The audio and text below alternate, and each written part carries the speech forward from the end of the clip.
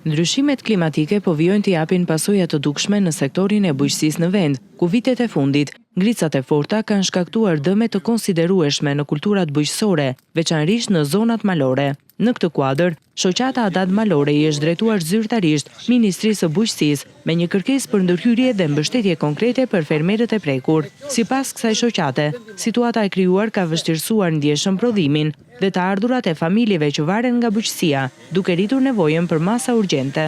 Mbështetur në dëmtimin që pusoj nga ngrica pemet frutore në Dipër dhe në Korç, ne si organizatë Adat Malore kontaktuam fermerët dhe bëm një kërkesë ose një notë propozimi i bëm Ministrisë së Bujqësisë në të cilën e parashkruam 3 kërkesa. Brenda kushteve të mundësive që të rimërsohet pak kosto e prodhimit. Do të thonë se ishin bërë shpenzime dhe pemtaria kërkon pavarësisht se ka prodhim, s'ka prodhim, ajo të kërkon shërbime.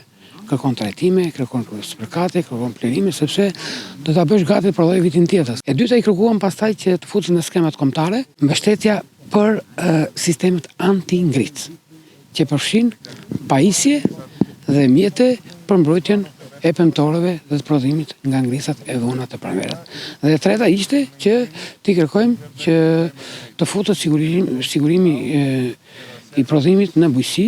Pritet që Ministria e Bujqësisë të shqyrtojë këto kërkesa dhe të dalë me një plan konkret masash në mbështetje të sektorit, i cili mbetet një nga shtyllat kryesore të ekonomisë në zonat rurale.